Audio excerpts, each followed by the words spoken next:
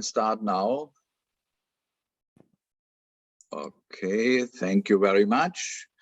Welcome everybody. That is our second WFUMB EFSUMB webinar for students, ultrasound education in this year. We have already a history of webinars from last year, and we have support by EFSUMB. Alina Popescu, welcome Alina. She is representing the EFSUMB. And Niels and David, they support our Zoom webinar, and they record and they help. And if they look in the chat or if there's something is wrong in the communication. We have in the moment, we have more than 50 participants. Welcome everybody. Our topic for today is gastrointestinal ultrasound. And that is a very important topic for ultrasound and how you have to do it and what you can see there. That is, we invited Odd-Helge Gilja. Odd-Helge Gilja comes from Norway, from Bergen, and he is really an expert in that. And he also worked, he was the chairman of the guidelines, of the EFSUMB guidelines for gastrointestinal ultrasound. And at first, we hear his lecture live. Odd-Helge, welcome. Please start your lecture. Thank you very much, Dieter, and thank you for this kind invitation. I will now share my screen. Let me see here. Can you hear me and can you see the presentation all right? Yes, we can hear you and the presentation is in full screen. Good. So, in my daily work, I'm a director of National Center of Ultrasound and Gastroenterology in Bergen, Norway, and I'm a professor of gastroenterology and also a senior consultant at Haukeland University Hospital. So the agenda today is to talk about this fascinating gastrointestinal landscape that you can see here on the right, and I will work you through some anatomical details, some method of scanning, various pathology, both using B-mode ultrasound, ordinary gray tone image, Doppler, and I will leave elastography and constant enhanced ultrasound out of this lecture that is too advanced. And I will give references to the guidelines that Dieter just mentioned. We have established 7 new guidelines in European Ultrasound Society, and that is very significant. So if you look very carefully here, I will start in the upper part as something is swallowed and then follow the GI tract down into the rectum and show you some examples of how you can use ultrasound to diagnose diseases of the GI tract. But let's start basically with some anatomy. For you as a student, you are well aware of the very long, typically 7 to 8 meters of GI tract, which start in the esophagus, then go on to the stomach, and the small and large intestine until you reach the rectum and the anal canal. If we look a little bit more in detail, you know that the GI tract is supported both by the liver and the pancreas, but we will not talk about that today. But we have an upper part of the small intestine, the duodenum, which transfers into the jejunum, and then before we reach the colon, the ileum is the last portion of the small intestine with an appendix lying there, the cecum, and then you have the ascending, transverse, descending, and sigmoid colon finally. Let me just give you an overview of these guidelines that Dieter mentioned. We started a task force group of over 20 experts from all over Europe way back in 2014, and we worked concentrated over the next year to publish altogether 7 different position papers and guidelines papers, all the way from methodology and examination technique via IBD, transrectal ultrasound, acute conditions, miscellaneous, emergencies, ending up with functional disorders that was published in 2021. This was our first guideline on examination techniques and normal findings, and I will start with a few points from this paper. We had 19 different recommendations included here. And basically, you need two different probes when you examine the GI tract. You will need a low frequency curvilinear array to reach into the deepest part of the bowels, e.g. the rectum. And you will need a high frequency linear probe like these two in order to get the fine details that you can obtain with GI scanning. And when you measure the thickness of the wall, like here in a thickened wall, you measure from the outer portion of the proper muscle layer into the luminal interface here. And we have, fortunately, color Doppler to help us guiding the level of inflammation in the GI tract. So when you see something like this, and marked elevation of Doppler flow in the thickened bowel wall, you immediately know that this part has severe inflammation and that you can treat it with anti-inflammatory drugs to start with. Many of you know that we have different kind of systematic approaches how to scan the abdomen. And one concept that we are using a lot to teach students in Bergen is the so-called 6+ system, where you start in the epigastrium and then you work your way on both sides and you end up in station 6 in the hypogastrium. And that's, in one sense, the start of the GI tract. You often start that bowel scanning with the rectum, with a curvilinear array, enabling to scan the deepest part below a fluid-filled urinary bladder. Then there are many positions in which you can study the GI tract. The antrum is often visualized very good in a sagittal section high up in the epigastrium, and the duodenum to the right in the abdomen. And the colon, transverse colon, and the small intestines can be imaged at various sections all the way down to the rectum. So there are many different locations, but if you want to do it in a systematic way, then we like to start in the right iliac fossa. After finishing the rectum, we change the probe and go on to a linear probe with high frequency. And we start by identifying the terminal ileum and the cecum. And in some cases, you can also see appendix. Then we move the transducer along the ascending colon and along the transverse colon, and then down descending colon and into the sigmoid. And all this can be viewed with a linear array. And a typical colon will look like this. You have an air interface that very nicely delineates the transition between the wall and the content of the colon. And you can see these hostrations in between each colonic loop. Regarding the small intestine, we like to say that we do this in a systematic fashion, like mowing the lawn, moving systematically back and forth and up and down in order to view as many of the loops as possible. However, be aware that we have 5 meters of small intestine, so we are not able to image all of these loops in an adequate way. So there are some limitations also. And if you want a big overview over all the intestinal loops, then you should also think of doing an MR of the intestines. But ultrasound has a great advantage that you can study in details, for instance, stenosis like this. This is a stenosis in Crohn's disease with a marked thickening of both the anterior and the posterior wall, and you have a very stenotic area here. What about GI wall layers?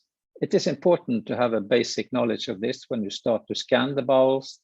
And mind you that the correlation between histology here on the left side and ultrasound here on the right side is actually very good. There is only one important difference, and that is whenever an ultrasound wave is passing through a new wall layer, there is an interface echo created, which is always bright light. So that will subtract to a dark layer like the mucosa, but it will add on to a bright layer like the submucosa, giving it a little bit broader diameter when you measure. But apart from that, there is a perfect correlation between histology and ultrasound. And how thick is the wall? Well, of course, the sphincters and the antrum and the rectum is the thickest parts of the GI tract. And in between that, a typical wall thickness is between 1 and 2 millimeters. So it's a very thin and delicate structure. Be aware of that. There are also a couple of other points I want you to note. Signs of severe pathology. That is, we call it either a pseudo-kidney sign or a target lesion. On the left side here, you can see a pseudo-kidney sign. That means a remarkable thickened wall around debris in the lumen of the intestine, resembling a kidney. A target lesion is when you image a focal lesion in transverse section, and you get this target phenomena, which also indicates severe pathology. Usually when you discover some of these signs, that as an indication of other severe inflammation or malignancy. So let's start our journey. We're starting high up in the epigastrium to view the esophagus, and we work our way down to the rectum. So you can actually image, if you tilt the probe cranially and use the left lobe of the liver here as an acoustic window, you can image approximately the 5 lower centimeters of the esophagus, being able to view a stenotic area like this. This was a Crohn's stenosis in the lower sphincter. And if you observe something like this, some cystic-like appearance in the area of the esophagus, then you should really put on the Doppler to see what this can be. And if you have Doppler signals within, this is a sign of varices. Esophageal and gastric varices are very dangerous to the patient. He could die in a very few moments. So if you discover something like this, immediately refer to upper endoscopy, and we can do band ligation and life-saving procedures.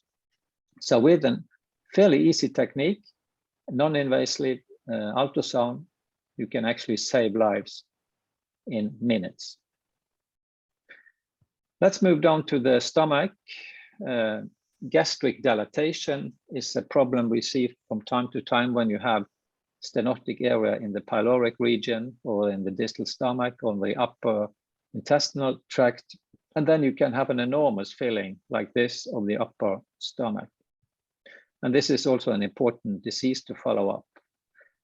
What about ulcerations? Typically, we diagnose that with endoscopy, but not in all cases you can perform endoscopy. So then you can image with ultrasound and find an ulcer like this, an excavation typically with some debris and air in the bottom with a fluid inside a fluid-filled gastric antrum. Cancer of the antrum. This was a patient I had a few years ago with a huge tumor close to the pyloric region here. And when I have a patient like that, I always take the patient into ultrasound afterwards to see how thick is this wall here, how big is it actually. And here I measure on the patient just after endoscopy, and the wall thickness is 2.5 centimeters. And that is something you never see if you have an ordinary inflammation or ulceration. So this is typically seen in malignancies with such a big wall thickness. What about functional disorders? You know that we have functional dyspepsia of the stomach and the duodenum area, and we can also use ultrasound for that purpose. The role of ultrasound in functional GI disorders is first to rule out organic diseases. For instance, here you can see a gallbladder stone. Here is the ulcer we mentioned. And if you apply the pulsative Doppler, you can also be able to diagnose conditions like mesenteric ischemia easily and non-invasively by placing your measuring volume here in the lumen of the celiac trunk. Here we have a speed of over 400 centimeters per second, which clearly indicate a severe stenosis. We can also detect disturbances in motility. We can disclose pathophysiological abnormalities. which can guide us for further workup and hints for therapy. We can use so-called sagittal section to view the proximal stomach like this after we've given the patient the soup meal. Here we see the kidney, the pancreas, and the liver here. And typically these patients with functional dyspepsia, they have impaired accommodation. They have a smaller size of the proximal stomach compared to controls in both these two sections, a sagittal area and a frontal diameter, indicating impaired accommodation. And this is how it looks like in 3D ultrasound, a small upper part of the stomach and a dilated antrum, classical findings in patients with functional dyspepsia. And you can estimate the emptying very easily when you have ultrasound, total emptying, proximal stomach emptying, and also distal stomach emptying. And we can look at contractility. Many of these patients have hypomotility, slow, very ineffective contractions of the distal stomach. Here you can see a contraction moving on distally. The pylorus is over here. And this is how it looks like with ultrasound. Repeatedly, contractions are coming to propel the content of the stomach into the small intestine. We can also look at transpyloric flow. Here you see the pylorus with a thickened muscle here. And you can see how the content of the stomach is actually getting back and forth in this condition. So sometimes there is also a retrograde flow across the pyloric. That is not pathology, it's just part of normal mixing and grinding, a physiological process. Okay, let's move further down. The pylorus, as you know, is a gatekeeper between the stomach and the duodenum. And this guy here I met when I was coming down with the boat through the Blue Nile. And mind you, I have to turn around. I wouldn't sail into this stomach, never. A duodenal ulcer, a very common disorder that can be viewed as a thickening of the GI wall like here. Typically here we have 1.2 centimeters and the normal here would be below 3 millimeters. And here you can see in the other section how an excavation is carved into the mucosa. We also, one of our guidelines, number 2, was about inflammatory bowel disease, which is a very important disease for gastroenterologists. We have a lot of these patients with Crohn's disease and ulcerative colitis. And Crohn in the duodenum is something like, can look as an ulcer, like here, easily bleeding. And when we look at it with ultrasound, this infiltration in the GI wall in the duodenum gave rise to a dilated ductus hepaticus communis. This is the portal vein. Let me say a few words about Crohn's disease. It's a very classical GI disorder. Typically it starts with inflammation, but as years goes by, a lot of complications are usually occurring, penetrating disease like fistulation and abscesses, and also strictures giving rise to dilatation of bowels and often need of surgery. So over a 20 years period, 88% risk of developing disabling disease when you have Crohn's disease. Also, if you look at distribution to compare Crohn's and ulcerative colitis, typically ulcerative colitis will start in the rectum and move proximal direction without skipping any parts. However, Crohn's disease often have skip lesions. There may be healthy parts of the GI tract in between. And also typically Crohn's disease can affect proximal parts of the GI tract, like the gastro and duodenal parts, and also even the esophagus. But the classical finding is an ileocolitis with primary affection of the distal ileum. There are a lot of studies being done on Crohn's disease and the efficiency of ultrasound. And this meta-analysis, actually quite old now, but gave rise to the notion that it's very sensitive and highly specific when you use ultrasound to diagnose your Crohn's patients. So actually, it's a very good method. Let's go to another disease, invagination of the small intestine. The classical finding here is a so-called onion sign. If you look at this image here, it's like an onion with a lot of different layers. And if you look more carefully in this specific patient, you can see a big polyp inside in the lumen, even with some mesentery. So the invaginate here is quite big actually, when one port of the small intestine is feeding into the next segment of the intestine. So this patient we had to do surgery on, and we can see this tumor inside, and you can see here how the invaginate is moving into the next part of the small intestine, giving rise to Sibelius and Ileus as well.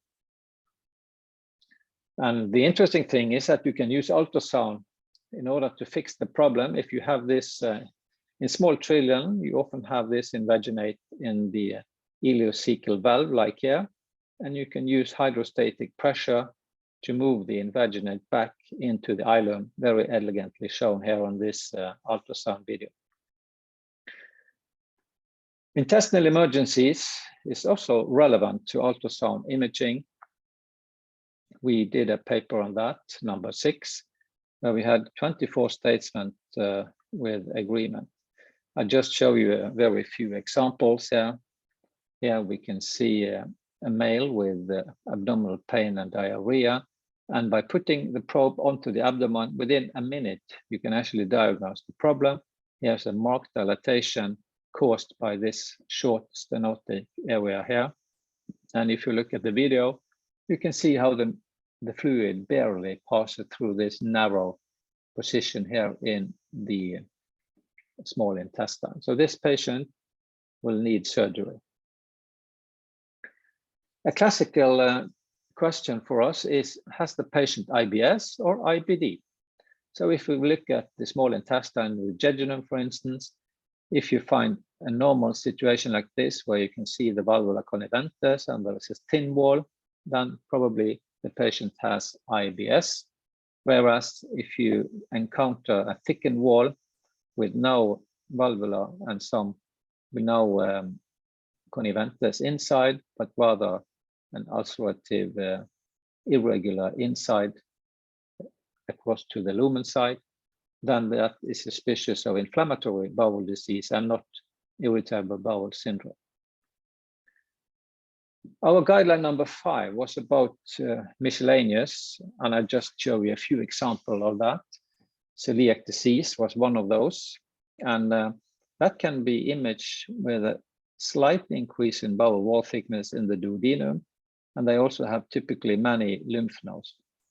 But the classical findings in these patients is what we call Waschmaschinen phenomenon, a German expression, where this is a fasting patient in a non-diagnosed celiac disease, and there is a huge amount of fasting fluid, and there is hypermotility. Therefore, the notion of Waschmaschinen phenomenon indicating lots of turbulence in this disease.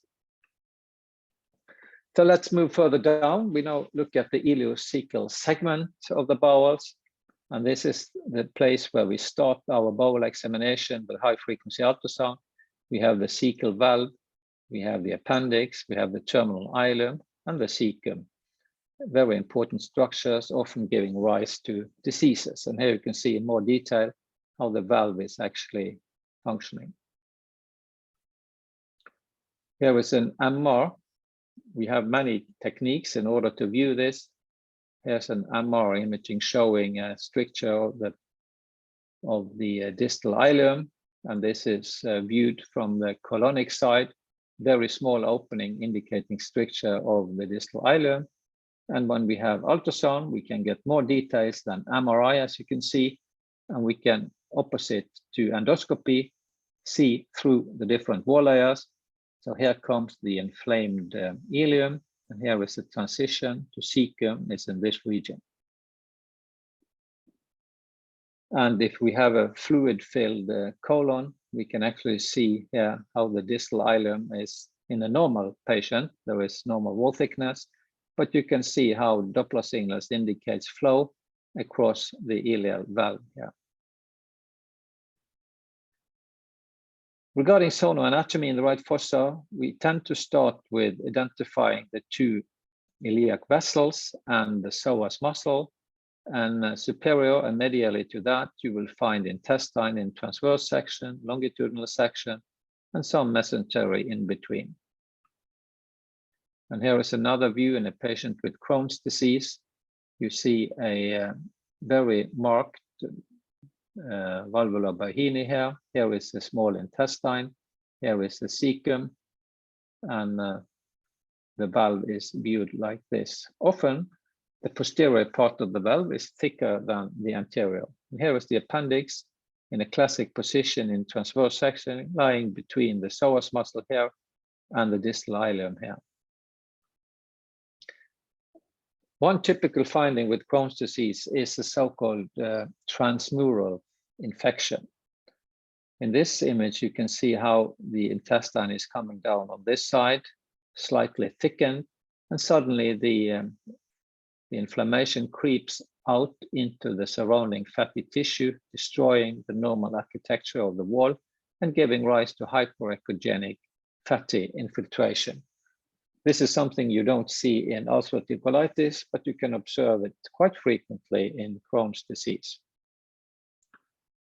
And if you use panoramic imaging, you can do that with most scanners today. You can image large series of intestines like this, starting here, and you can view it over a long distance all the way up to the cecum here.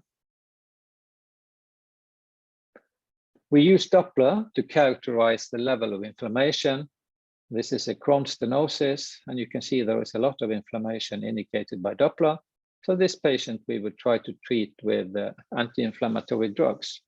However, if you see a patient like this with very few signals in the wall and barely anything is passing through this stenosis, then you would like to consult your surgeon and discuss if this patient should be operated. That is probably the best.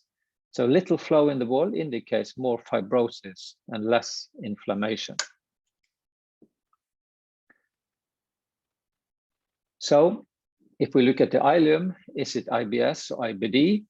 If you see a wall thickness like this, thin, nice wall with a regular normal motility, that will indicate IBS. Whether if you see something like this, a very thickened wall, barely anything is passing through the lumen here, that will indicate Crohn's disease IBD. We also had a number 3 guideline dealing with acute appendicitis and diverticulitis. I will say a few words about that. Typically, the appendix is lying between the psoas muscle and the terminal ileum. And the ultrasound criteria for appendicitis is the following. The appendix should be distended, and we measure that in a transverse section that should be more than 6 millimeters. Presence of a fecalith is often there, and you can have periappendiceal edema and infiltrate. And if you use the Doppler, then you will observe increased vascularity. But interestingly, ultrasound is a clinical method. You can actually palpate with a transducer. And if you have local pain upon pressure onto the appendix, then you have a very certain degree of inflammation. And here is a normal appendix, but an inflamed distal ileum in a Crohn's disease patient. And here we have an inflamed appendix. The diameter is more than 6 millimeters. There is fatty infiltration. The fat around appendix get white bright. We have increased inflammation, and all these indicate the severe inflammation of the appendix. So here also you need to consult your surgeon. Let's move down to the colon. If you view a normal colon like this, then you can get this very nice hostration, and the air inside the lumen is actually helping us to delineate the walls very nicely. Here we have a large polyp in the cecum, and this is how it looks upon ultrasound scanning, huge tumor here. that of course needed to be removed. Here we have a smaller polyp, but also a significant one that needs to be removed upon endoscopic procedures. Ulcerative colitis is a frequent disorder, and this is how it may look upon endoscopy: ulcerations, bleeding, deep ulcerations also, and granulated tissue on the surface. Upon ultrasound, you will find a thickened wall, and the hostration is often destroyed. And here is a marked thickening of the wall. It's almost 1 centimeter thick. And you can see that the normal wall architecture here in the anterior wall is destroyed. However, there is no, you can see the proper muscle layer is actually intact here with the myenteric plexus, the white line, showing in between the 2 layers of the proper muscle layer. There is a diffuse sigmoiditis that is also responding to treatment. When we look at the inflammation here, it's really highly inflamed, and we have a resistive index of 0.47, which is pathology.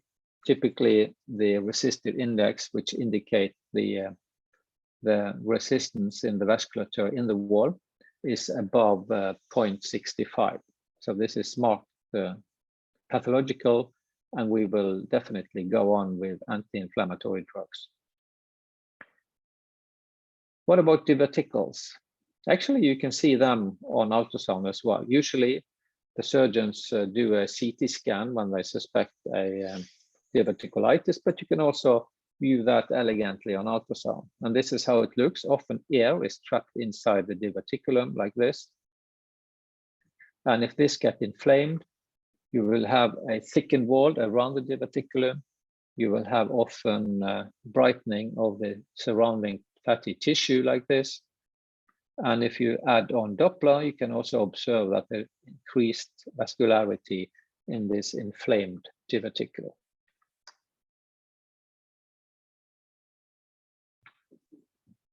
And then again, the classic question, is it IBS or IBD the patient have? Well, here you can see a normal descending colon. However, on this side, you see a marked wall thickening, almost empty lumen. And it's easy then to diagnose IBD in this case and IBS in this case. So we are approaching the final images. What about cancer colon, which is a very frequent disorder? We can also image that with ultrasound. This is the classical apple appearance, which appear on ultrasound as a pseudo kidney lesion here behind the urinary bladder. However, of course, endoscopy is a method of choice when it comes to colonic cancer. And finally, we can also image the rectal and anal diseases using ultrasound. I only give you one example from our guideline paper number 4. There is a malignancy of the rectum, and we use a rectal ultrasound to stage and prepare the patient for before surgery. And we can also apply elastography to look at lymph nodes to see if they are suspicious of being malignant or not. So blue here indicates hard, indicates malignancy. So in summary, ultrasound is a clinical tool with great potential for diseases of the GI tract. The pseudokidney sign or target lesion sign indicates severe pathology, usually either inflammation or malignancy. Dysmotility and focal lesions can be visualized in the small intestine, also in the large intestine. An ultrasound is useful to detect and follow up GI diseases of the small intestine and colon. And wall thickness of the GI tract are predictive of disease activity in inflammatory bowel disease. And Cowell Doppler is useful to detect flow in the GI wall and severity of the actual inflammation. So, just like the lammergeier here, the bearded vulture has a very sharp vision. I hope that you also, with using ultrasound and starting already as a student, can develop this sharp vision to diagnose quickly and efficiently to the best of your patient. Thank you very much. Thank you. Thank you very much, Professor Gilliam. Please, everybody, mute the microphone. Okay. So I'm happy to take questions if you have. Yes. Comments or questions. The first question is actually a request if you can show again the slide with the different sites of measurements for the wall thickness. Okay, so I have to go back to my slides again. I think I stopped sharing, is that correct? Yes. You have to share it again when you Yes. find the slide.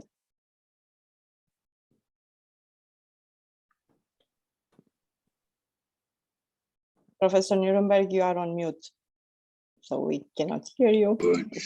Yeah, it's better, thank you. We can discuss what is normal diameter of colon in sigma, that is in sigma region. That is, one wall is, here you can see typical sections. Yes, so you can measure wall thickness in many locations of the GI tract, of course. Typically in the antrum, we use a standard section where the aorta crosses over the superior mesenteric vein. And regarding the colon and the sigmoid and the small intestine, the point is to find a good view and exactly don't have an oblique section, but either a transverse or a longitudinal section in the middle of the wall. What is the normal diameter of the wall? Antrum, they have you a little bit more than 3 to 4 millimeters. 3 to 4 millimeters. Yes, typically in the antrum and rectum is the thickest part, so 3 to 4 millimeters we can accept. However, in colon and small intestine, we would like to see below 2 millimeters, but we have 3 millimeters as cutoff for pathology. That's an important distinction. In the stomach, Helge, there is important that in the region of pylorus, we have a thicker wall. It's right? That's correct. All the sphincters are much thicker, of course. Okay. And the pylorus is typically over 5 millimeters. Okay. And I showed you that one of the pyloric emptying. Yeah.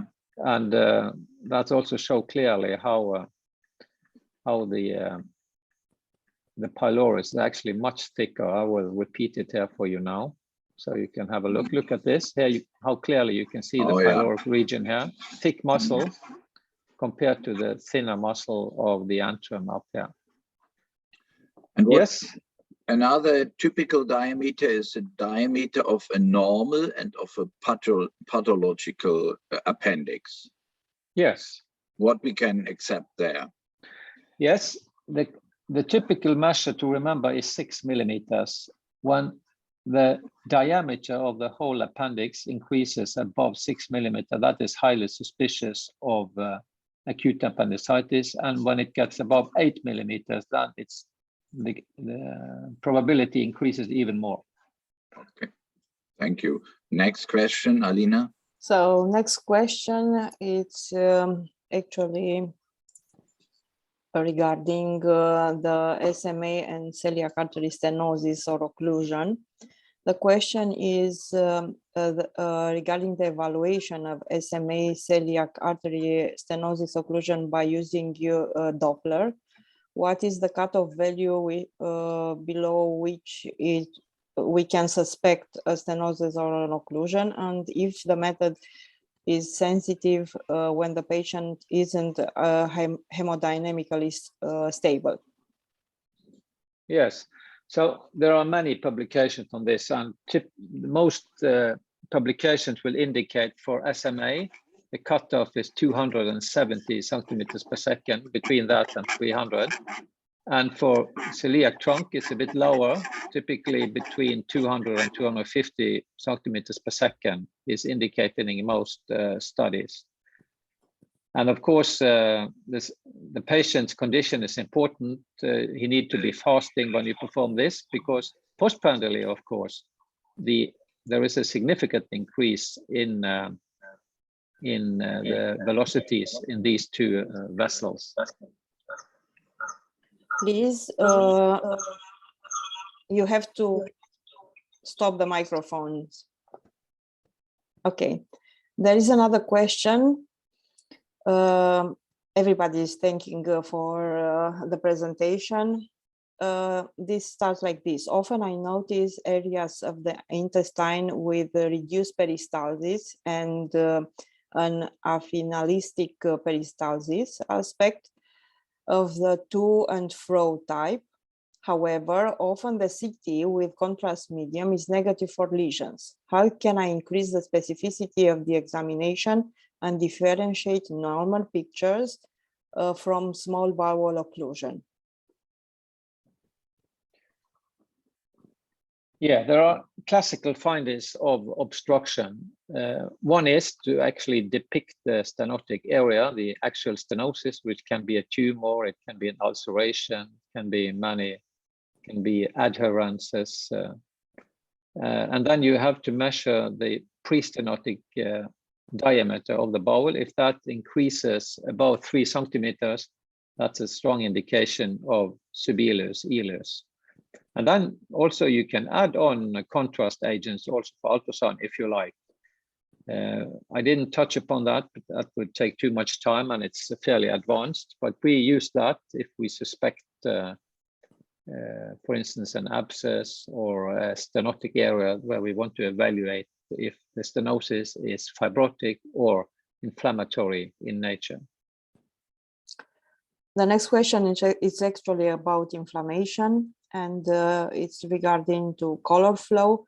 Can you exactly say when there is too much color flow in inflammatory bowel wall?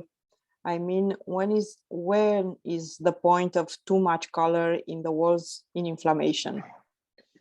There is actually no grading that exceeds and say that this is too much. The point is that you can grade the inflammatory. We grade it in 0, 1, and 2, where 0 is no flow, 1 is moderate amounts of flow in the wall, and 2 is high flow in the GI wall. However, this is a semi-quantitative method. It's not highly accurate, but it's good for clinical purposes. So when you have, for instance, flow grade 2, it's no point if it's 2.5 or 3. Actually, the point is that you have enough flow to state that this is an inflammatory disease and you can treat it with anti-inflammatory drugs. That is the main point. Opposite to very low flow in the stenotic area will indicate fibrosis and that surgery may be more important for this patient. Maybe it's important for the students to know that the ultrasound of the GI tract is not a basic evaluation. So you have to know ultrasound pretty good when you start looking for the bowel, and also that experience plays a role. So if you are imaging patients with inflammatory bowel disease frequently, and if you are imaging also patients with irritable bowel syndrome, for example, so with normal aspects, it's more easily to find those patients that have pathology and to grade actually the too much color flow in the inflamed wall. Yeah, I also want to underline that point that GI ultrasound is very advanced. I suspect many of you students haven't seen a lot of these typical findings before. And we always start to teach students with the basics of liver and pancreas and so forth. And GI, that is actually an advanced stage of ultrasound imaging. Thank you very much, Professor Gilliam. We don't have any other questions. My pleasure. Thank you for inviting me. Thank you very much, Odd-Helge. Bye-bye. Thanks for your lecture. Bye-bye. We will, in the second lecture, we come again to the question of to and fro peristalsis in ileus situation. Yeah, Matthias Wüstner will report about that. We come back to this question. But now, Alina, one of your colleagues will give, that is Vlad, will give a presentation for a paper. Yes, Vlad, you are welcome to the webinar, and please tell us what you are going to talk about, which paper you have chosen. Yes, thank you, Professor Popescu. Thank you, Professor Nuremberg. I will share my screen now, and I will ask you to confirm if you can see it.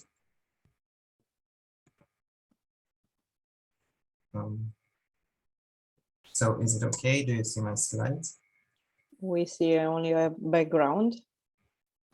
Okay. Try again. You have to start the first slide.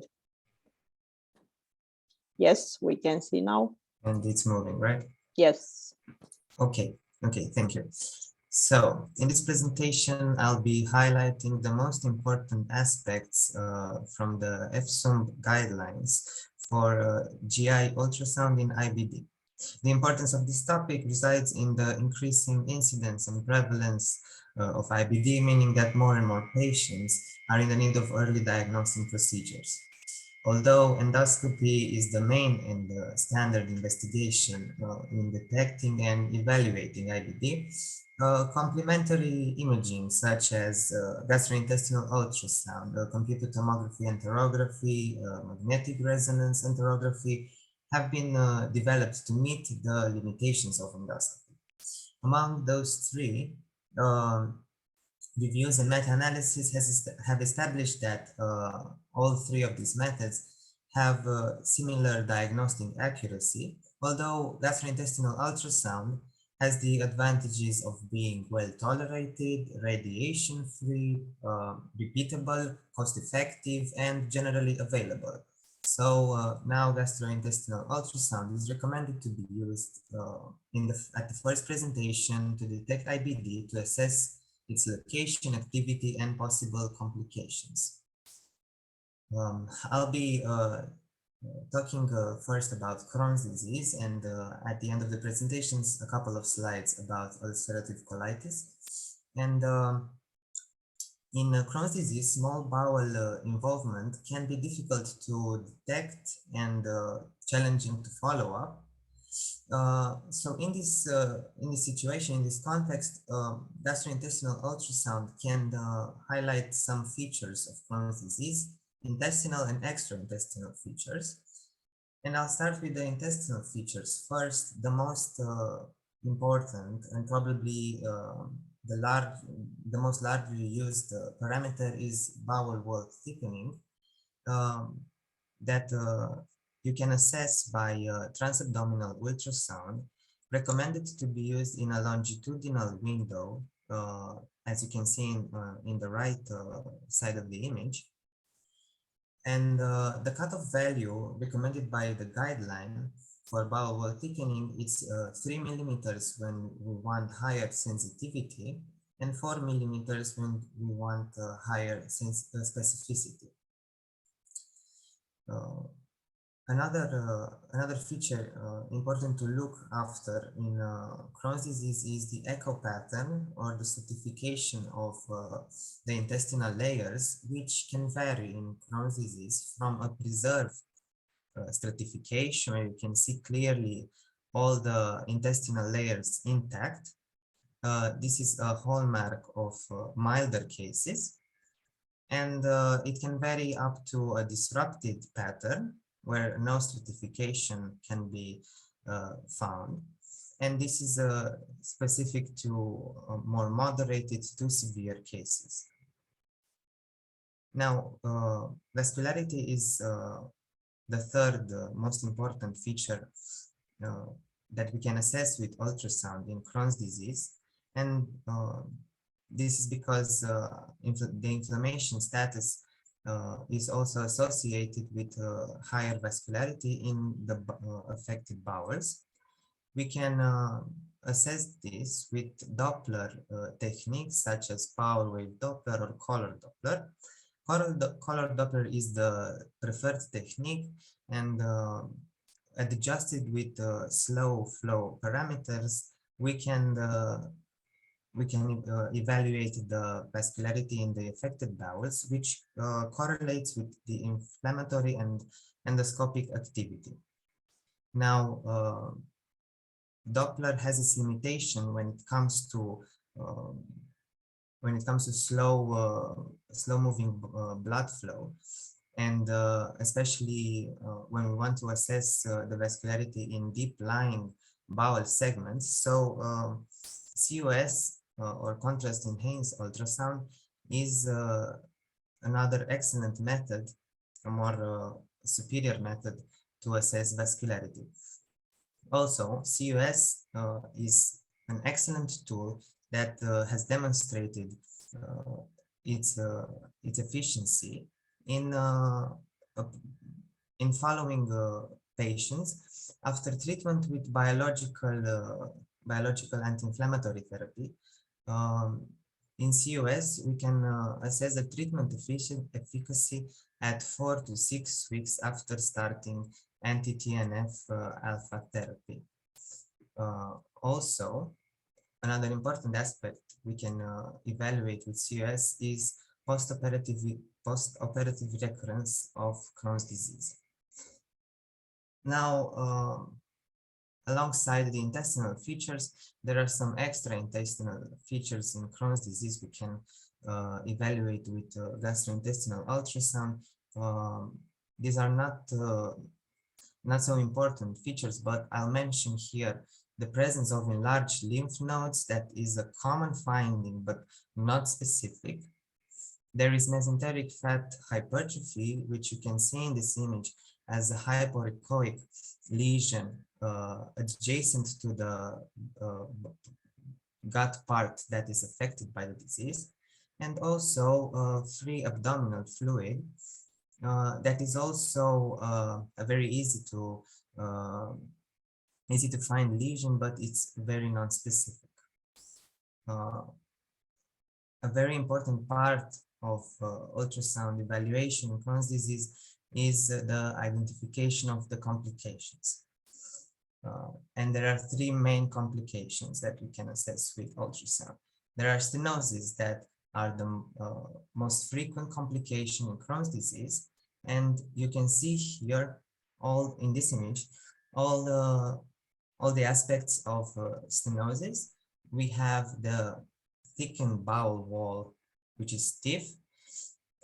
We have the narrowing of the lumen below 10 millimeters, the proximal dilation over 25 or 30 millimeters, and the hyperperistalsis of the pre-stenotic part. Fistulae are along fissures, and sinus tracts are another hallmark of Crohn's disease complications. They can be external or internal, and we can assess the internal fistulae with ultrasound. And we can have enteromesenteric fistulae, enterovesical fistulae, or like this image here, an enteroenteric fistula. Abscesses are a following complication after fistulae most of the time, and abscesses are a hypoechoic lesion with posterior enhancement and generally with irregular margins, as you can see clearly in the 3rd image to the right.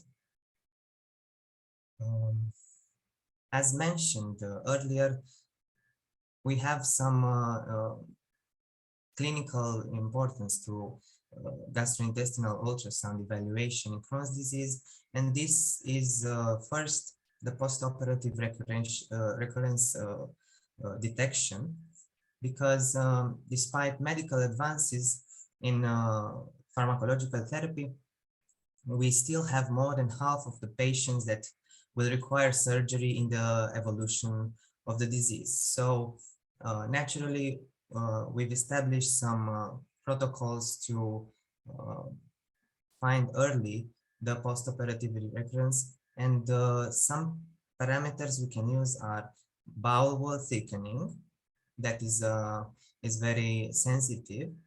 A bowel wall thickening over 3 millimeters at 1 year after surgery is accurately to detect the recurrence. And also we can assess the recurrence evaluating the vascularity with Doppler ultrasound or CUS. Now, of course, we have many features, intestinal and extraintestinal features that we can assess with ultrasound, but to eliminate the subjectivity of ultrasound, there has been the wish to establish some objective scores with the sonographic parameters. But this is very useful. It can be useful in clinical practice to establish short-term surgery risk, but due to lack of large cohort studies up until now, and due to the complexity of the scores, the sonographic index is still not used, but we hope that in the future this will be a prospect of study. Now, in ulcerative colitis, unlike Crohn's disease, we have only the colonic mucosa affected, involved, and although colonoscopy is the standard diagnostic procedure, we also can use gastrointestinal ultrasound with looking at the exact parameters we talked about in Crohn's disease, which are bowel wall thickening. Bowel wall thickening in ulcerative colitis is not so greater than is not so great as in Crohn's disease. We also have echo pattern that can vary from preserved certification to disrupted certification, correlated with the clinical disease activity. We have also the increased vascularity that can be assessed with Doppler ultrasound or CUS. The prognostic of the treatment efficacy can be done by CUS.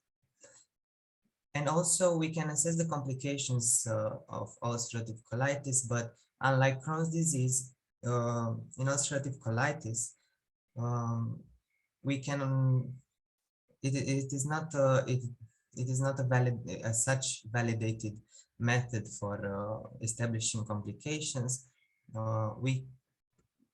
We can look for toxic megacolon, which has 3 criteria to be diagnosed: the colonic dilatation, the thin colonic walls, and the bowel filled with fluid.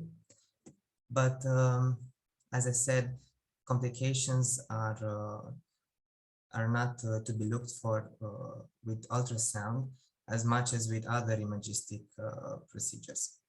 Here you can see what I was talking about on the previous slide, the bowel wall thickening on the colonic gut. So in summary, I would like to stress that we have a very important part in the evaluation of IBD with the gastrointestinal ultrasound that can highlight intestinal, also intestinal as extraintestinal features. From the intestinal features, the most important parameters are bowel wall thickening, the echo pattern, and the vascularity assessed with Doppler or contrast enhanced. Also, complications are an important part of evaluation of patients with IBD. Postoperative recurrence is the clinical, it's of clinical importance in using ultrasound, and we hope that in the future we'll have some sonographic activity indexes to use in clinical practice. Thank you very much, and I'm hoping to see you all soon at the end of May in Timișoara for our Student Ultrasound Congress.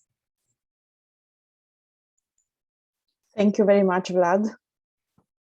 I have a question for you before I tell you what other person, before you see in the chat that we have also other questions. Why do you choose this guideline? Because I think that IBD is very wide spread, and it's important for the students to understand the pathophysiology and also what we can do with ultrasound to help the patients with. Yes, I think it's a very good argument. And for all of you, all the guidelines that you have heard about also in the first presentation, they are available on the EFSUMB website, www.efsumb.org. So please, you can access them, and you can find a lot of very important and useful information regarding all the pathology that can be, where ultrasound can be useful. We have a question about the plane where we measure the colonic dilatation. Hi, Matthias. Hi, Matthias. And how do you measure the dilatation exactly? I think Professor Nuremberg, would you like to comment? I think that the best position, you can try it in different sections. You can do it in transversum, in the midline, longitudinal section. You can do it on the descensus. You have to look where is the most, the biggest dilatation of. Another question is, you measure inside of the colon without the wall, or you measure outside. You have only a wall of 3 to maximal 5 millimeters in colitis, and you can measure outside, but that means that you have fluid of more than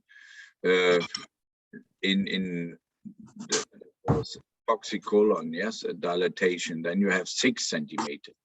If you measure the small bowel then you a pathological dilatation is more than 3 centimeters, but the wall of the small bowel is only 1.5 millimeter. Then you can measure outside of the bowel, I think, yes, and you look for a dilatation of more than 3 centimeters in the question of ileus or pre-ileus. We come to this question in the next lecture.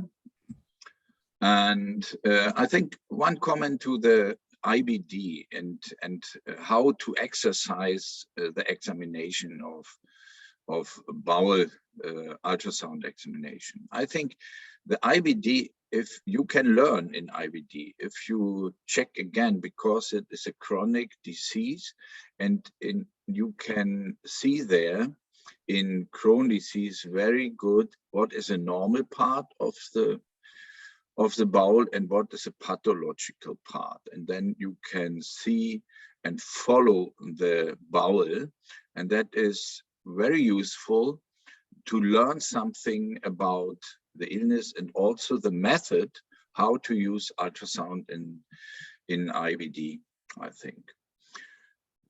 Welcome to Matthias Wüstner now. He is the next speaker. Thank you, Vlad, for your nice presentation. We come now to the next presentation, and it's right for you that we present the recorded lecture, and you can go in discussion then after the lecture. Yes, that one moment.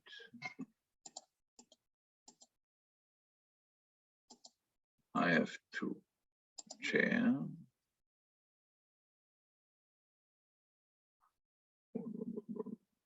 Where is it? Can't find it.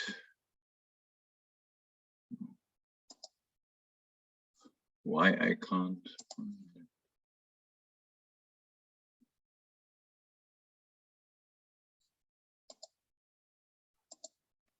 Can you see it? Not the right, no? That is not the right. We can see a word. Yeah. I started but I can't see it when I like to share. Now I try again. I started and now to share again. Here is it. Now you will find it. Okay. And in emergencies of GI tract.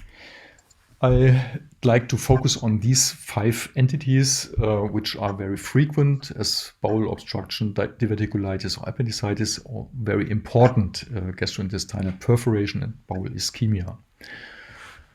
How to prove gastrointestinal perforation in patients with acute abdomen? What we know is that we will find free abdominal gas and or free abdominal fluid as signs of perforation. How to prove free abdominal gas by ultrasound? This is not so well known, but quite easy. What we see is a bright reflex line, what we call echo hard, means with posterior artifacts.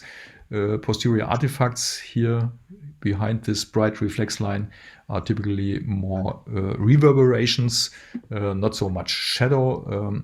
This is the typical aspect of prehepatic gas, and the typical localization, as you see here, is in between the liver and the abdominal wall.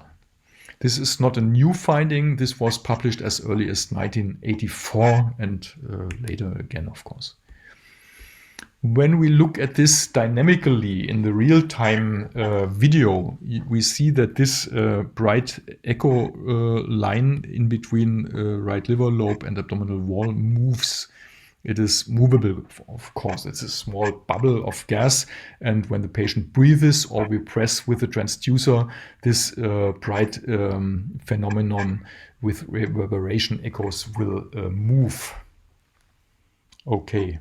The case in the upper right side shows something more. What do we see here? You see it's the same. We have free gas here in this part, and up here we have free fluid too. Yeah? This is a small seam of free fluid. So the combination with free air and free fluid is typical for perforation.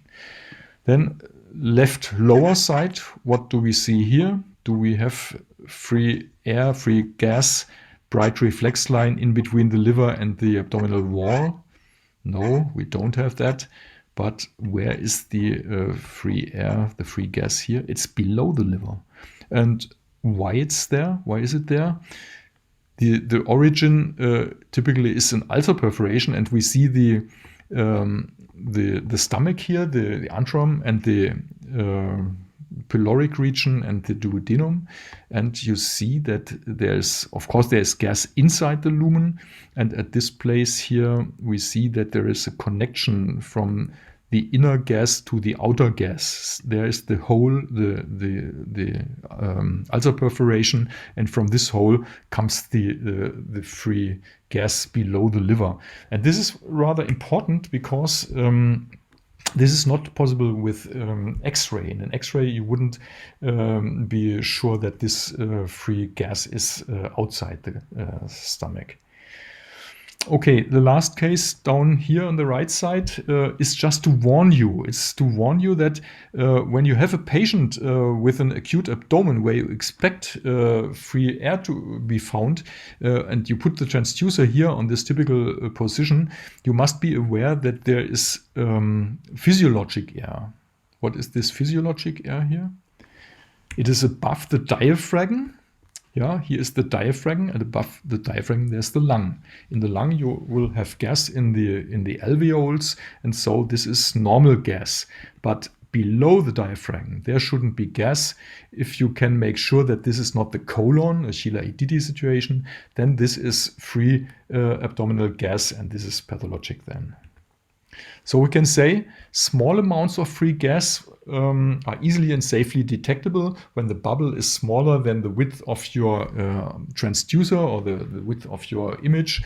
Then it's easy to tell. And a big advantage is that we can detect gas also subhepatically, which X-ray cannot do. But we have to admit that we have problems with big amounts of free gas. When there are big amounts of free gas in the abdominal cavity, we will see the whole image covered with this gas, and we will see no structures behind this.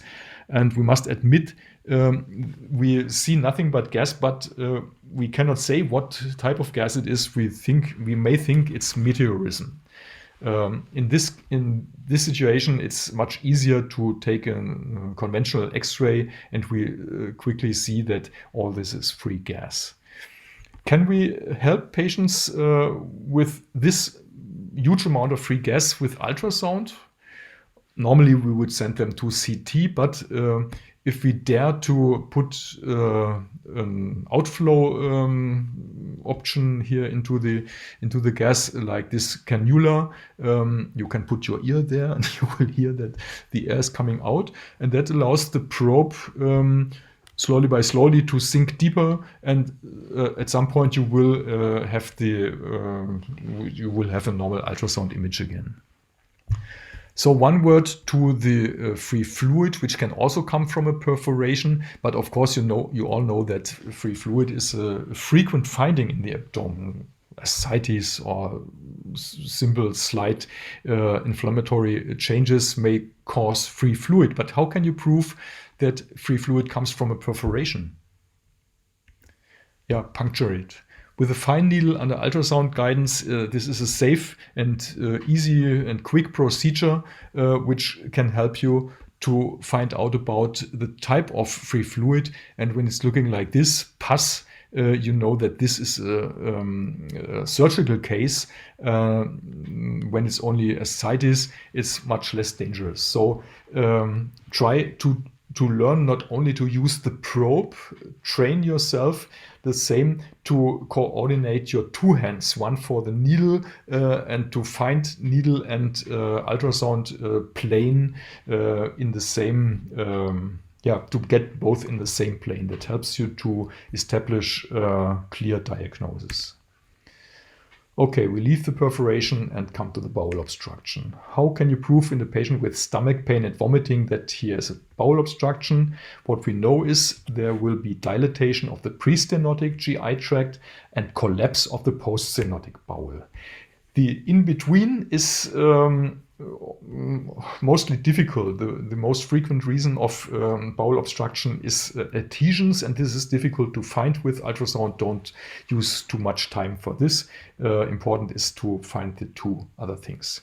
So what to do as the first step? In a vomiting patient, it should be clear that it makes sense to look for the stomach. When the stomach, better don't look from anterior where there will be gas, look from posterior, the transplenic approach, the transducer position intercostally in the left flank, where we normally look for the spleen. And when we turn the transducer slightly anterior from the spleen, we are in the region of the stomach, which is normally hardly to be seen. But when there is an obstruction, the bowel will fill with the liquid, with the stomach secretion. And when it's white like this, 13 centimeters or 10 centimeters, you know that this patient, when he's vomiting, can be helped. How? With a nasogastric tube. You can establish the indication for a nasogastric tube in 2 seconds with ultrasound. Okay, when we know that the vomiting patient has this situation, the reason might be a gastric outlet obstruction or a gastric emptying obstruction. So step 2 would be what? To look for the upper small intestine. When the reason is lower, the reason for this outflow problem is lower than the gastric outflow, there must also be dilated bowel loops. And this is looking like this. Go even in the left flank, go from posterior, not look from anterior on the gas, but look into the liquid in the deeper bowel loops, and when they are looking like hoses, like liquid-filled hoses like this, and when you find the Kirkling's folds, you know that this is the ileum, and this is not normal. 3.5 centimeters are the typical width of full human bowel loops. Okay, what what then? Once we know this, the stomach as well as the upper intestine is dilated, the third step is to look for collapsed lower small intestine. And how can we do this? Put the transducer in the right lower quadrant where we can find the ileum, ideally the terminal ileum. And when this collapses completely empty, beside these dilated loops, we have the diagnosis of a mechanical bowel obstruction established with only 3 probe positions. For the stomach, better not look from anterior, where's the gas, but from posterior. Same applies to the upper intestine, the upper small intestine. And the lower small intestine, we cannot go from posterior. We have to try to look here. When you have these 3 images, you know that the patient has a mechanical small bowel obstruction. When you want to go deeper, in 2015, there was a CME article in Ultraschall in der Medizin where you can find more informations. Okay, topic 3, diverticulitis. How to find? This is quite easy. Just ask the patient where to put the probe. Where the pain is, you will find or you have to look for the correlate. And when the patient tells you put the probe here, and you see the colon wall thickened, and this is a diverticulum. The typical appearance of a diverticulum contains gas in the fecal content in the diverticulum, looking like this, bright echoes and artifacts behind. And the fatty tissue around is echo-rich because the edema in the inflammatory region causes additional surfaces, reflecting surfaces between the fatty cells and the tiny liquid layers in between. By this, the inflammatory edema causes or makes the fatty tissue echo-rich. When the conditions are good enough, the Doppler will show you the hyperperfusion in this swollen abdominal in the colon wall. And of course, you can measure the thickness of the wall, which normally shouldn't exceed 3 millimeters. And what is typical for an inflammatory bowel wall swelling is that the layer structure is still present. Cancer growing from the mucosa would destroy the layer structure. Okay, when the diverticulitis perforates, you will find more signs. What do we have here? We have a longitudinal section in the left abdomen. This is lateral of this is not in the plane of the descending colon, but lateral to it. And lateral to the descending colon, we have 2 diverticulae, and this one is intact. You see the wall around the gas in the lumen, and the upper one here, you see the wall only here, and the gas comes out of the lumen. And the gas here is covered only by fatty tissue, and this fatty tissue is echo-rich, is brighter than this one around the non-perforated diverticulum.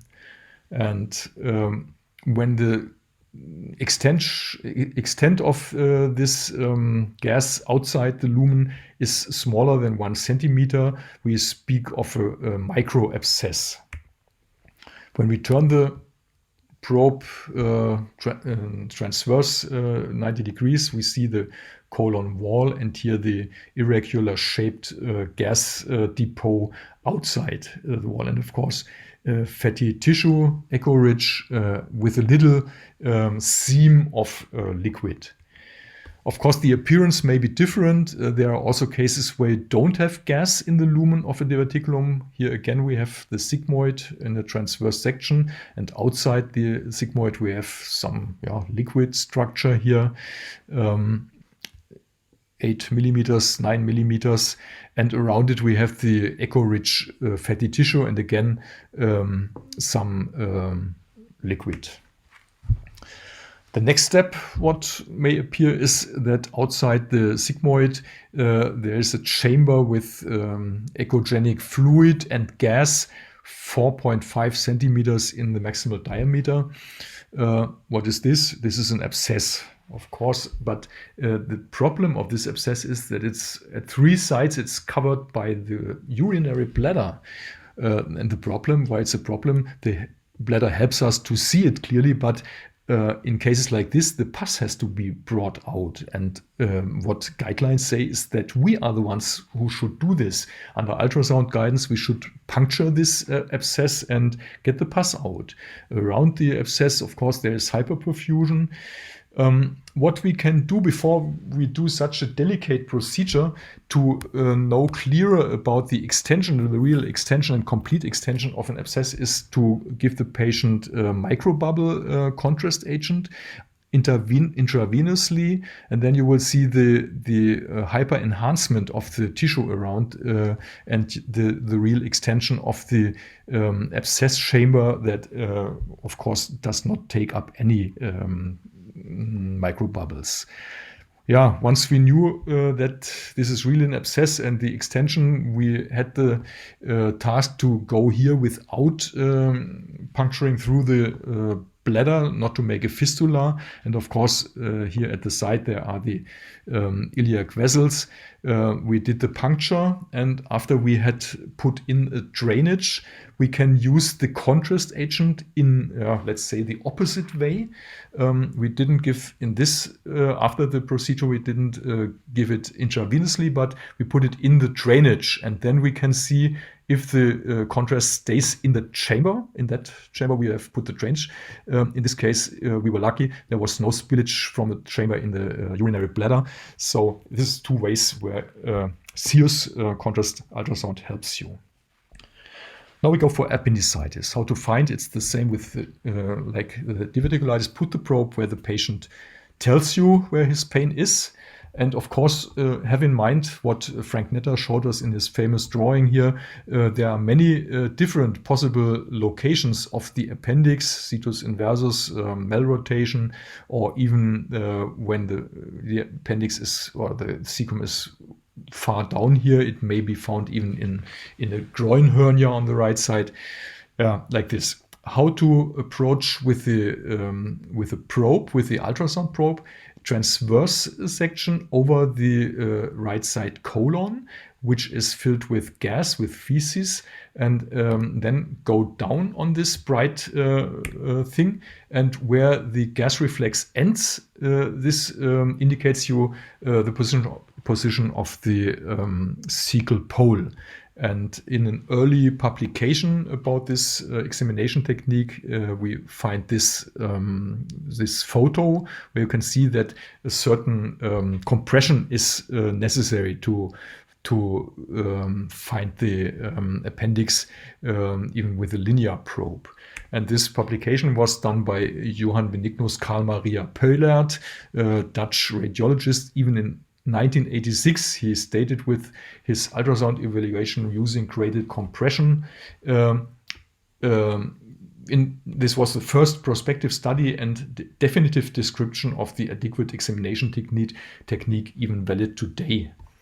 And funny enough, in this publication, he had this CT scan to demonstrate what he meant with graded compression, that putting down the probe on the patient's abdominal wall can bring down the abdominal wall on the psoas muscle, and in between everything will slip away which is not fixed there. So the small bowel slips out of this place, and only what is fixed there, what should be the cecal pole and the appendix, can be found there. And what you see when the appendix is inflamed is something like this in the longitudinal section over the iliac artery, and in the transverse section. In the transverse section, we call it coccate, a figure made of concentric rings. Inner concentric region is the mucosa, outer echo-pore layer is the muscularis, and in between is the echo-rich submucosa. In this case, the lumen is empty. The coccate is made only of thickened wall layers. The next case is different. In the transverse section, which goes through the basis, it's looking quite similar. Around there is fatty tissue again and a bit free fluid. But the longitudinal section, in this case, where the appendix was lying lateral to the cecum, you see that it's looking completely different. The wall is very thin and the lumen is dilated. So here is a fecolid, what is called a fecolid, feces with a shadow behind.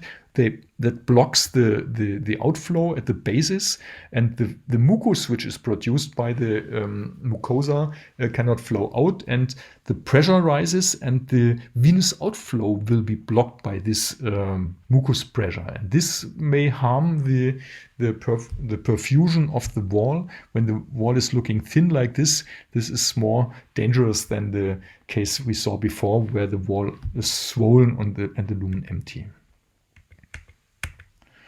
And of course, even an appendicitis can make a perforation, which you can see by gas outside the surface. When we turn the transducer of this transverse section 90 degrees, we see that there's more than one gas bubble at the outer surface. And this is a microperforation, when you want to call it. And here we see a longitudinal section through the cecal pole going into the appendix here, and we can see appendix wall delineation till here, and then the appendix is just destructed. There's some amorphous stuff only. And the problem of this patient is not the wall swelling of the ileum.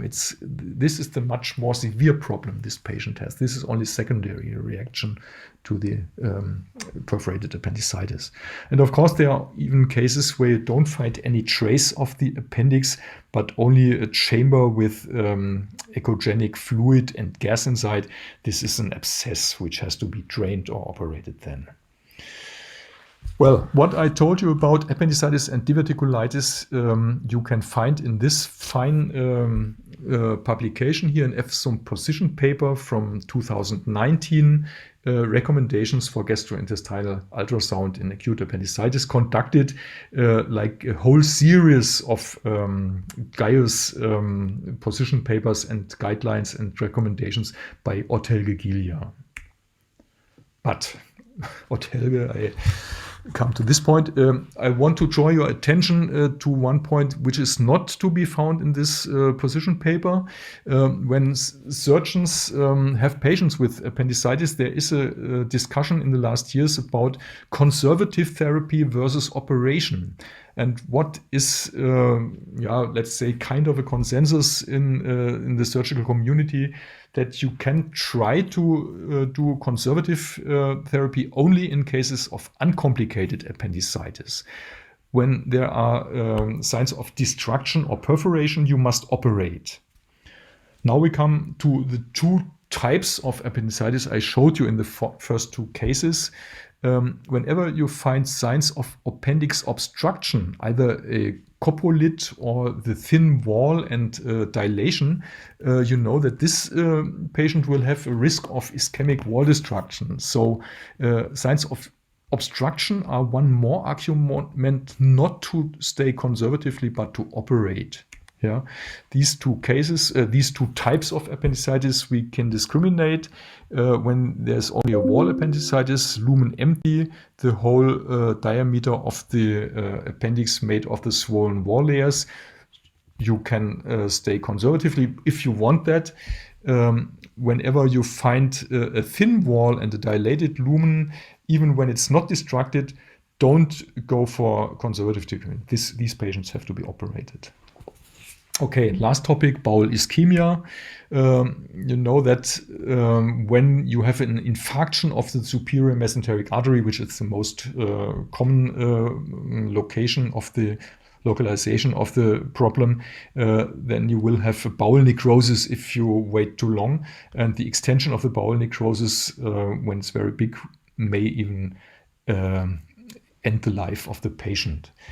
The diagnosis is typically based on contrast agent. In radiologic techniques, you can demonstrate the blockage of the superior mesenteric artery by an embolus. This is the conventional way.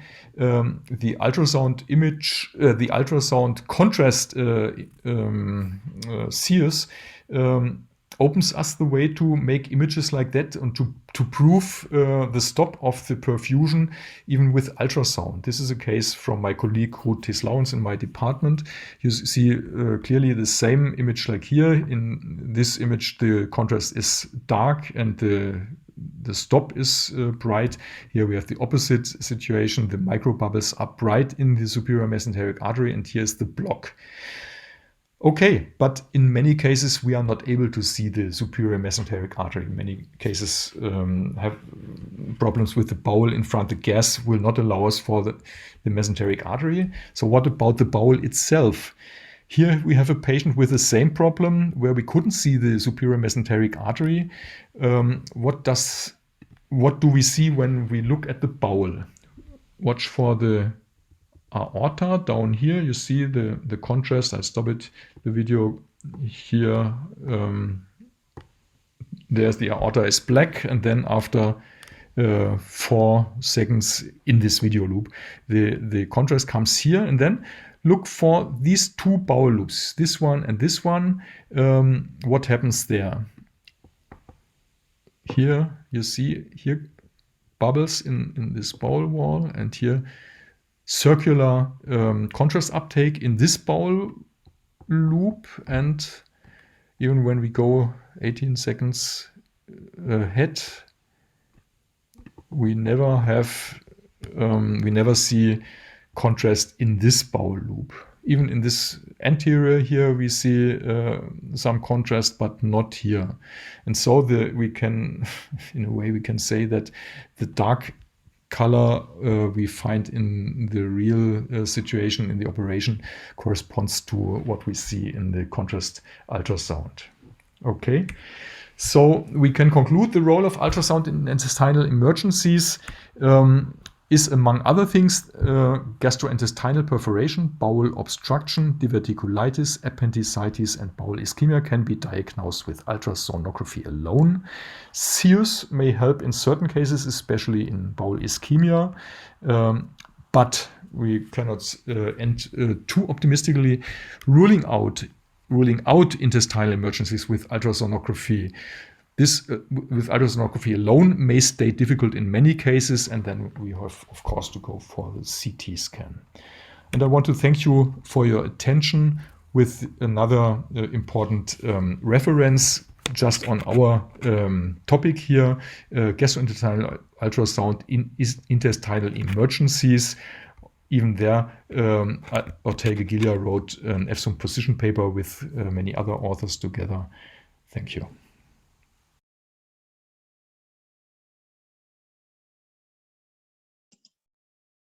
Thank you very much, Matthias. And Alina, we have some questions. It's right. Yes, we have some questions. There were, I think, all of the questions regarding appendicitis were answered during the lecture, but there is one about if you can say something about mimickers of appendicitis. Of course, there are different differential diagnoses that can also be diagnosed with ultrasound. The flank, when the pain is going more to the flank, you have to look for the kidney to find dilation of the urinary tract on this side, and even ultrasound is capable to show you where the stone is. This is a typical thing where you can find an alternative diagnosis. With a gynecological alternative diagnosis, this is for gastroenterologists or surgeons often not so easy to tell if there is some inflammation. And what you find in all books is, of course, that you can diagnose a Crohn's disease. This is clear, and we have seen images, but don't overestimate this. This is a very rare case. Don't expect to find Crohn's disease in every 10th patient with right lower quadrant pain. There was another question about invagination, if it's possible to see intussusception. Yeah, actually, intussusception was one of the first entities which was published about that it is possible to diagnose it with ultrasound. I think it was in the late 90s when I made a literature review, and interception was the highest number of publications to be diagnosed with ultrasound. And this is very easy because this intercepted segment of the bowel, if it is in the ileocecal region or if it's ileoileal, this is very prominent. When you go with a transducer over this region, at some point you see that there is a thick coccate, so this is easy to find. I'm working in a hospital without a pediatric ward, so we don't see it that much, but it's very easy to find interception. But in the lecture, Otelge reported about that in his lecture, and with very nice pictures, and the participants can go in the recorded lecture again, then they see that you have in the coccard another coccard inside, and he said it described as onion phenomenon, yes, because you have more layers than normal. There is a question where they can access the recordings of these lectures. So they are going to be online on the WFUMB website. In the next week, they are going to be available, and you can find them there. There was also a question about tumors, colonic tumors, and if we can find polyps. It's not about emergency, but was one of the questions that we had in the chat. That if we can find tumors in the colon and if we can visualize polyps. Of course we can, but to make it short, when you see a colon tumor or even a polyp, it's true. Ultrasound is a method with a high specificity. As soon as you see something, it is true. You can rely on it, but it's a method with a problem. Especially GI ultrasound has a problem with sensitivity. You can hardly say that a patient has no colon tumor when you don't find anything. There were attempts to improve the situation by a German gastroenterologist,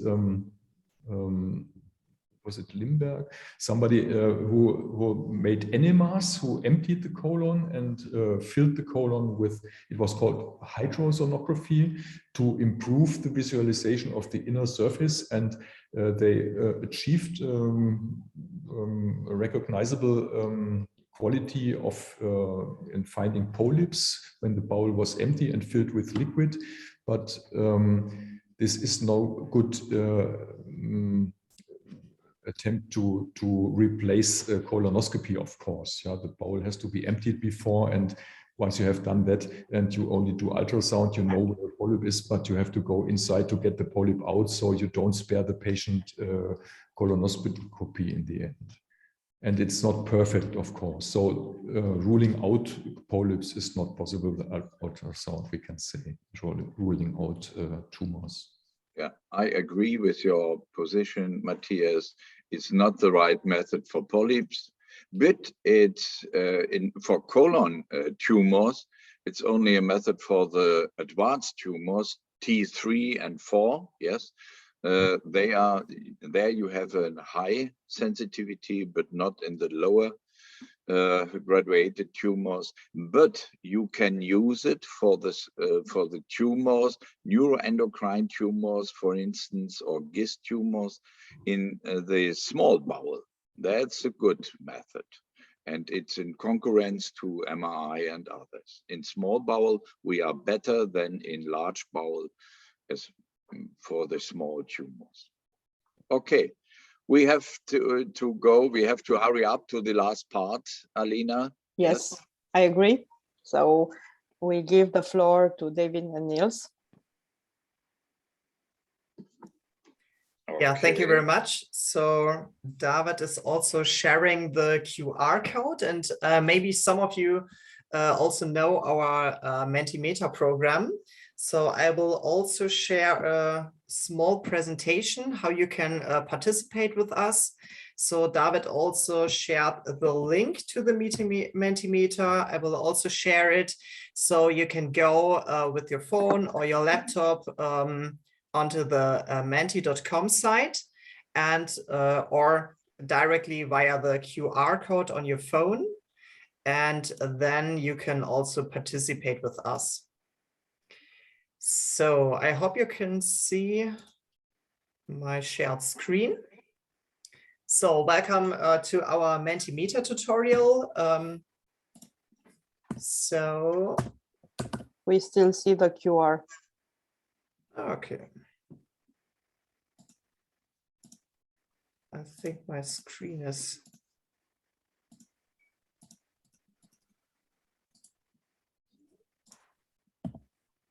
The laptop is not. Ah, yeah, no. I think you have to stop the share and go again on the presentation, because we still see Yeah, the I total. think so. Yeah, there's an option in Zoom to share multiple, but it's not working. It was a try, so I'm going to we have to try sometimes new things to improve. So I'm going to stop. Everyone who wants to participate, please hurry and take your mobile phone and try to capture the QR code. 3, 2, 1, and now we go to the presentation. Okay, perfect. So I will screen my screen here. Yeah, we see it. Ah, perfect. Okay, so I go on the presenter mode, and we'll also, or we can also make it so. Okay, so welcome to our Mentimeter tutorial. So you can go on mantic.com directly, and when you tip this code, the 52806151, you can also come to our Mentimeter quiz, or you can also go via our QR code. So this is the site where you can join our Mentimeter. Here's the part where you can pick the number, and when you go on submit, you will also come to our Mentimeter quiz. You see all the presentations directly on your phone or on your own screen. And you can also submit your answers directly on your phone to participate. So the instructions, videos, and questions are directly on your phone, and the results we are sharing on our screen, so you can see the results directly here. When you have some problem with it, you have 2 options. You can also go to the slide when you have this screen on your phone, or you can also refresh your own screen to go to the last slide. Exactly. Okay, perfect. So we will go to our Mentimeter quiz. Can you all see it on the screen? Yes. Okay, perfect. Yes, we can see it.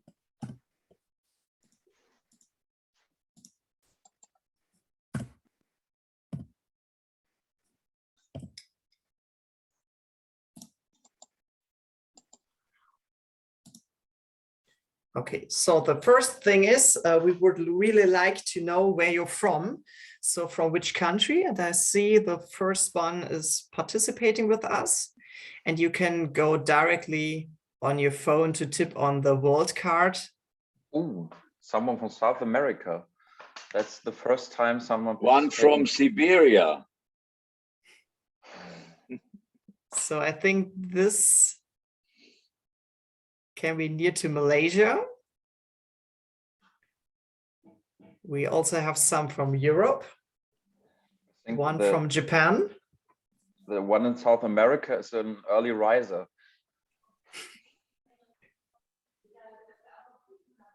And Japan late, staying up late for us. Thank you for participating. Some from Ukraine. Okay, perfect. So we will go on the next slide. And this will be our first image. So David, would you explain something about it? Yes, we already seen this one. That's learning control slide.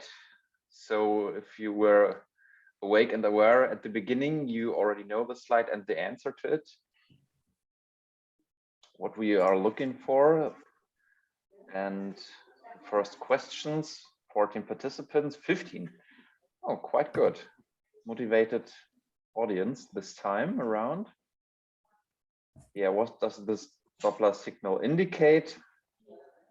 Severe inflammation, thrombosis, or mesenteric eczema. This was one of the first slides. Everyone who was listening knows this answer. 18, yeah, 16 participants. That was the first line Professor Gilead showed us about the inflammation and this big colored signal of Professor Nürnberg. I have to mute you. No, I like to give some comments. You can see the hypervascularization he described, and you can see also that some of the vessels go in the surrounding of the bowel loop. It's a small bowel loop, and it's a typical situation in acute Crohn's disease. Thank you. Next.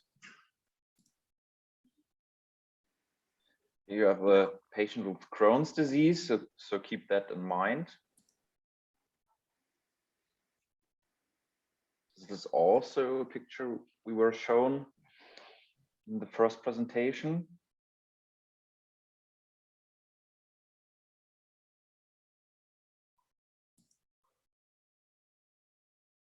So our second question out of 9 is, what can we see in this picture? What does it show? Is it only severe inflammation like the last one, only stenosis, or stenosis, fibrosis, and a little inflammation?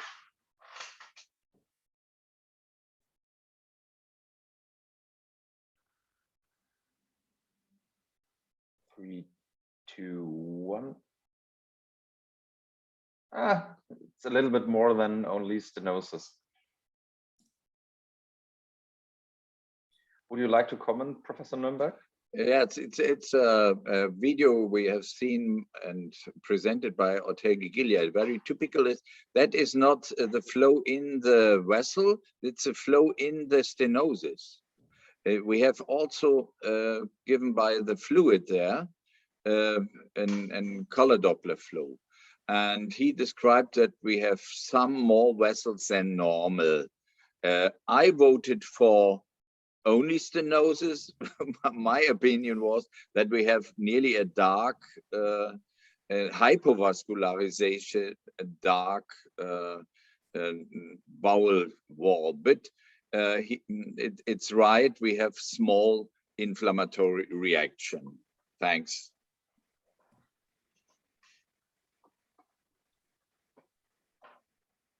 So this is a 50-50 question. Please look at the picture.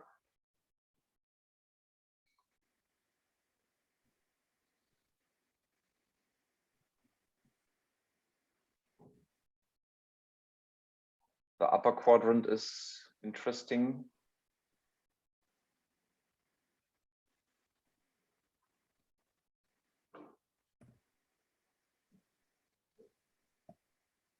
And our third question is,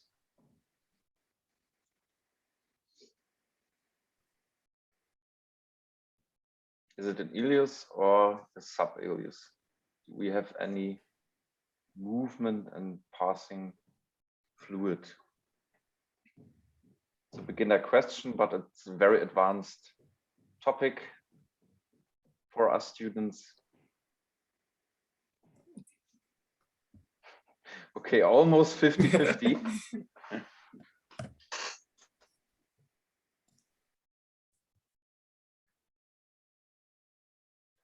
It's a shame that Professor Gier is not with us. But my question is, have we a comment of Matthias? Why it's in sub-ileus? I think a sub-ileus sometimes you need more more clinical informations. We have a typical dilatation of the bowel, yes, extreme dilatation. We have 2 centimeters. We have the centimeter degree on the side, and we see a dilatation of more than 5-6 centimeters. Yes. And the dilatation is below and also above the stenosis. So it's a very interesting case. Yeah, Professor Gier gave us the comment written, so it's a shame that he's not here to comment. Next time we will discuss with him, and we can see there's a psoas muscle. Here there's a vessel, and that it's in the near of the the valvula Bauhini in the near, and we have a dilatation. We have a dilatation of the small bowel and of the large bowel. Okay, it is. You are right if you say it is an obstructive disease. Yes. So we are looking for a phenomenon and beginner question, but important in Germany because you have to know this phenomenon for your Staatsexamen, for your big. To become a doctor, you have to know this in Germany. It was mentioned by Professor Gilia. And hopefully it works. It's a new form of question. Also an experiment today.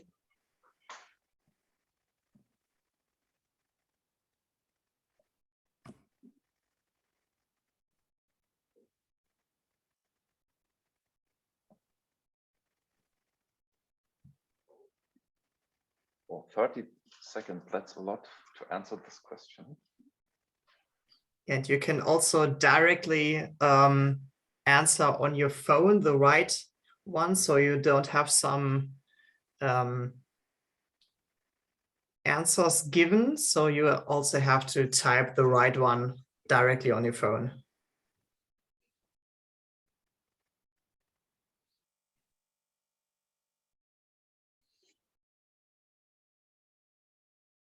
Yeah.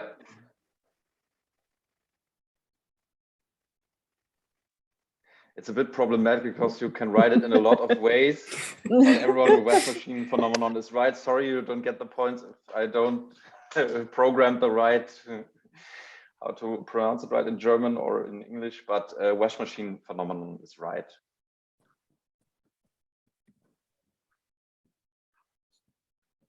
You see that wash machine phenomenon, that is a sign of hyperperistalsis, and you see it in endemic sprue, celiac. So Sonia is the first until now. Until now, we Exactly. have 2 questions more. So we will also have a look after the next slides, where is at the top of the leaderboard. And this is our next case here.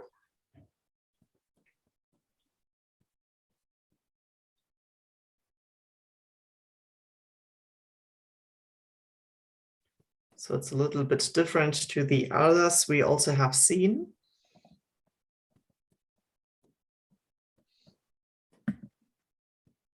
And our question is, what can you see on this ultrasound picture? So we have 3 answers given here. Is it a normal stomach movement? Is it mechanical ileus, or is it maybe colitis ulcerosa? So you have also 5 seconds to go for the right answer.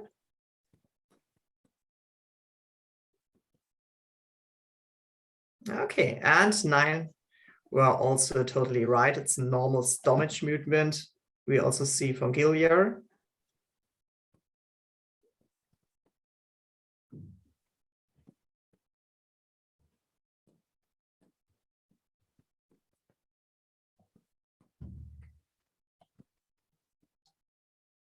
So it's normal peristaltic here. You also saw it, I think, really at the beginning of the presentation.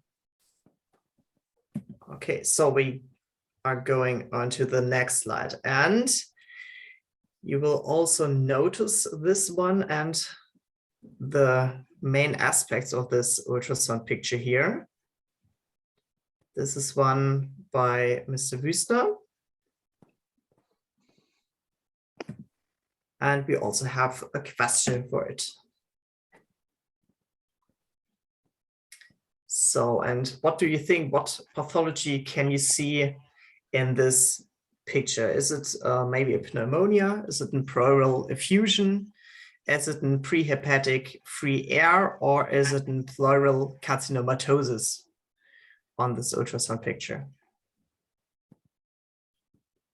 Yeah, and all 16 people were totally right. It's in prehepatic free air. So, Mr. Wüstner, do you want to tell us something about this picture?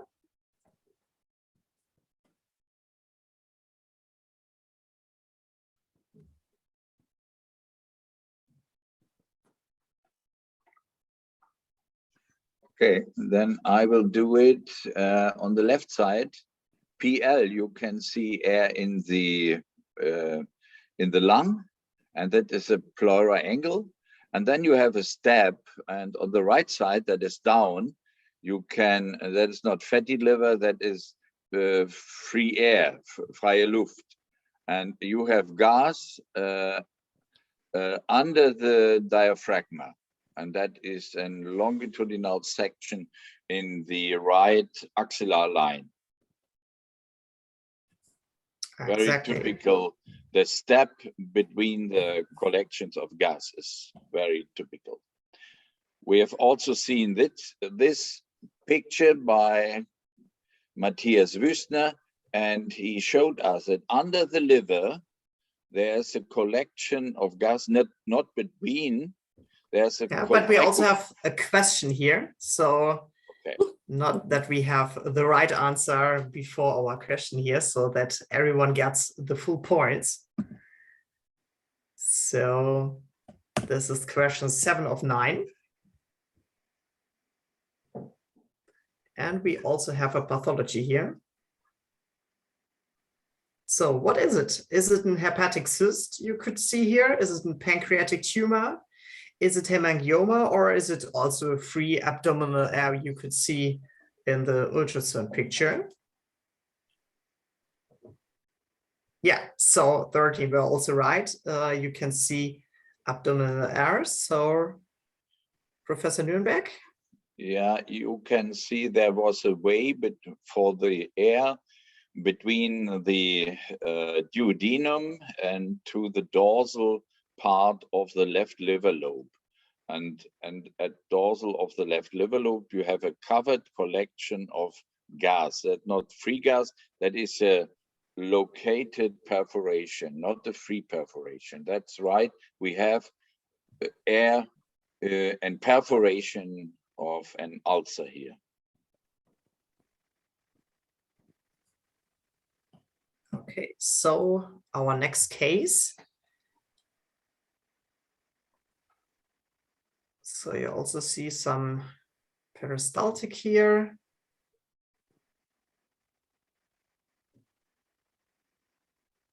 And you're on the lower abdomen on the picture here.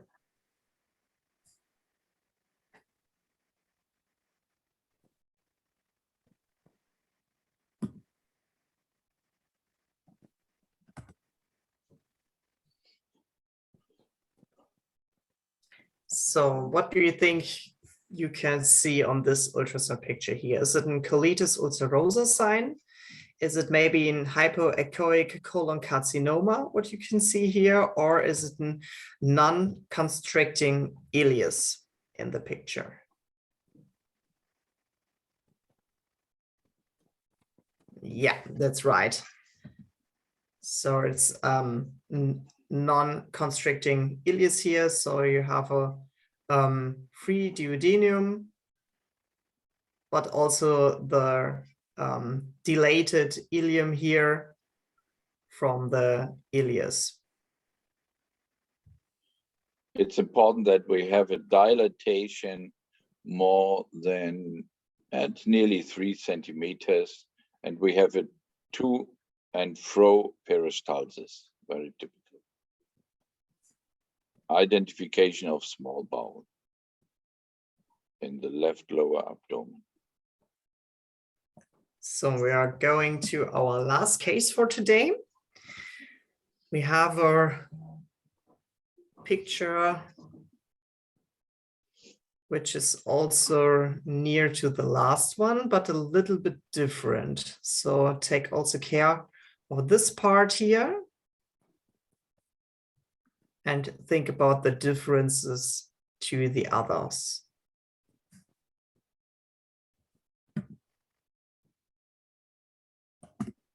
So and our last question is also what pathology is in this ultrasound picture here, and what is also the difference to the last one? Is this one a constricting ileus? Is it maybe a pyloric stenosis?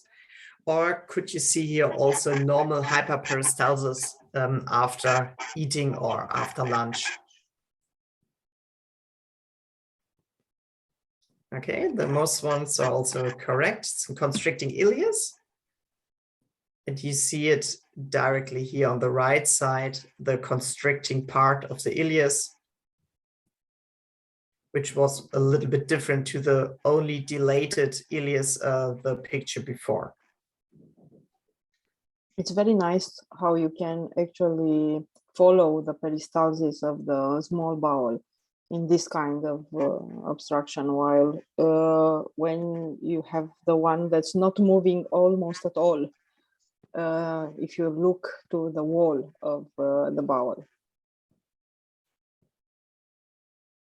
Okay, so we will also come to our results, and we have a look at our last leadership for today and have a look how is also winning today.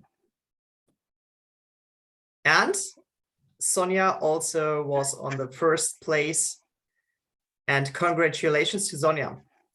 Please open your camera. Who is Sonia? Congratulations.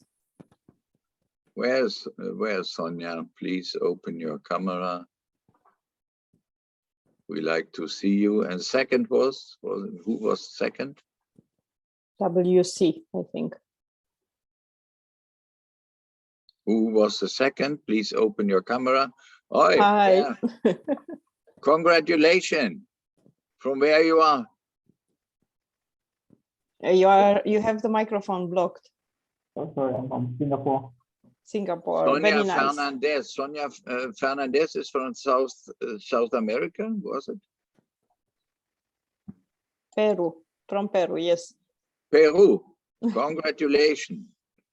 That's fantastic. Okay. Weiser was the winner. Okay. Thank you very much, David and Niels. You have the last word. Alina, we are just, it's 4 p.m. We are ready now. Yes, I just wrote that congratulations to everybody.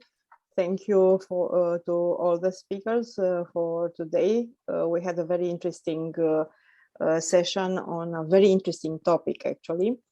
And we are looking forward to the next webinars. And don't forget our invitation to come to Timișoara in May 25 to 28. We have the World Congress of Ultrasound, and it's going to be also from 27 to 28 the World and European Congress for Ultrasound for Students.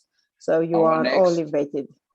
Sorry, our next webinar is at the 9th April. 9th April, that's also Saturday, and the topic is thyroid. Yes. Very nice topic again. Thyroid.